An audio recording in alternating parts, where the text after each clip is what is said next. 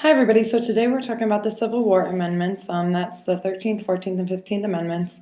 And they're also sometimes referred to as the Reconstruction Amendments as they came about during Reconstruction. Reconstruction was just the period after the Civil War when everyone was kind of trying to figure out how to reintegrate the Confederate States into the Union, and also what like the legal status and really what would happen with all of the millions of formerly enslaved peoples who were now in America free. What are the Civil War amendments? So they're a result of the Civil War and the issue of how to reconstruct the Union. All three of them were ratified within 5 years after the war ended. And essentially, they established guidelines for the Confederate States to rejoin the Union, as the Confederate States were required to ratify these three amendments before they could regain federal representation. So those are some of the goals of the amendments. These three amendments also did extend new constitutional protections to Black Americans who were formerly enslaved. Although, there would still be issues of equality that would continue throughout the time after Reconstruction.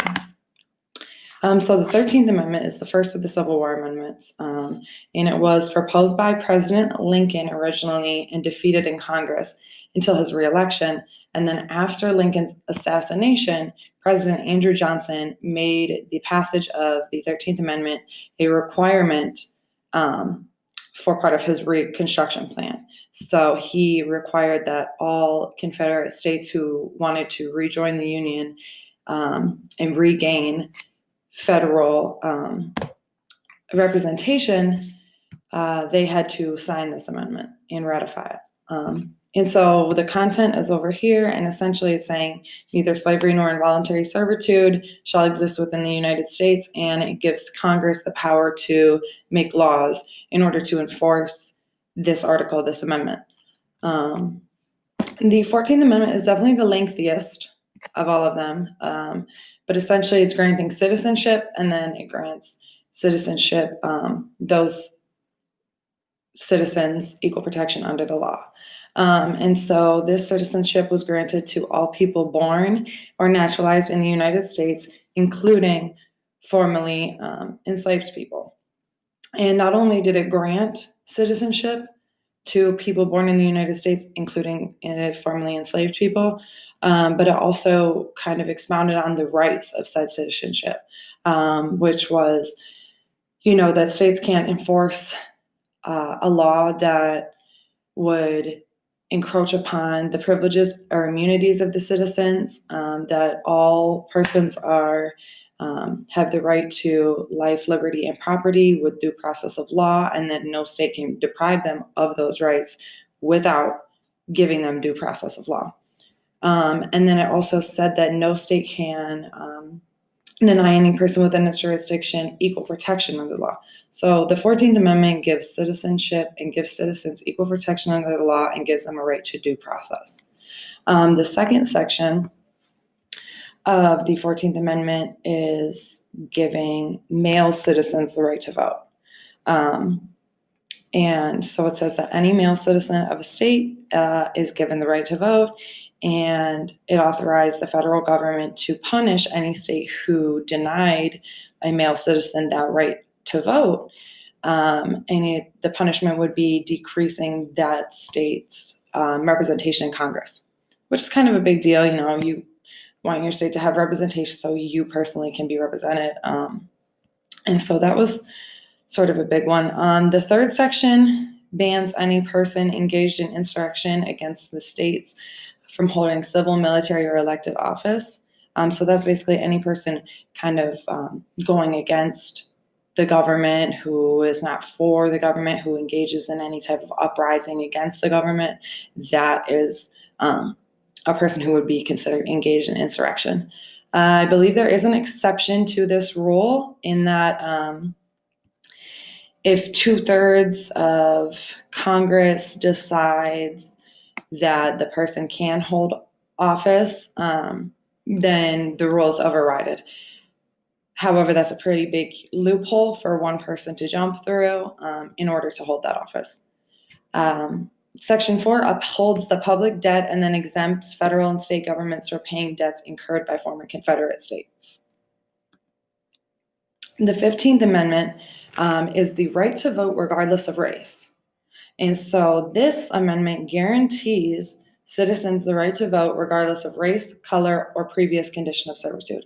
Of course, this is only male citizens. We still got to wait till the 19th Amendment for women to get the right to vote. But it is interesting that you see here in the 14th Amendment, it says that no state shall deny any male person inhabiting the state as a citizen the right to vote, which you would assume that includes, Black men and people of color. However, they made the 15th Amendment just to clarify that right of a citizen to vote was now held by Black men as well. And there were some issues with the 15th Amendment just because a lot of former Confederate states would apply voter qualifications to everybody, such as poll taxes or literacy tests. However, when you're coming from, being enslaved, you aren't going to have the money to pay poll taxes, and you aren't going to have really the knowledge to pass literacy tests as you would had you been a free person living in the US. So that was just a way that they sort of got around letting people of color vote in certain states for a long while. And then here's just some helpful vocabulary. The Confederate States, so that's kind of just a reminder, these are the states that fought against the Union. So there were a lot of southern states. And I believe there were 18. So there were, 11. 11 slave states in the Confederacy. To ratify, that is to sign or give formal consent to a treaty, contract, or agreement, making it officially valid. So to ratify, these Confederate states were required by President Andrew Johnson, to ratify or agree to these amendments in order to become part of the Union again. Abridge is just to deprive or diminish. So if somebody, deprived or abridged someone's right to vote, that means they deprived them of the right to vote. Naturalized, it's like Section 1 of the 14th Amendment. If those born or naturalized in the United States as a citizen have those rights. And so that's just kind of saying like someone who has gained citizenship to the United States or to whatever country it may be. Insurrection is a violent uprising against authority or government. So that again has to deal with Section 3 of the 14th Amendment. And then jurisdiction is just a territory or sphere of activity over which the legal authority of a court or other institution extends. So basically, like, where do they rule? The geographical area that these laws pertain to. And then here's just a couple things to consider. Some of the key provisions of the Reconstruction Amendments you probably want to keep in mind. So 13th Amendment abolishes slavery. 14th Amendment grants citizenship to all those born or naturalized in the United States, and it expounds on the rights of those citizenships, two of the most important being due process and equal protection under the law. And then the 15th is obviously the right of males to vote regardless of race, color, or whatever. And then we can consider why these amendments were so important to African Americans after the Civil War. That's basically because they're integrating now into a society. And how can you integrate into a society if you aren't at least granted, the rights of a citizen? And so it sort of just solidified like, okay, we are bringing them in, these are formerly enslaved people, and now they are being made part of kind of the foundation of the country, the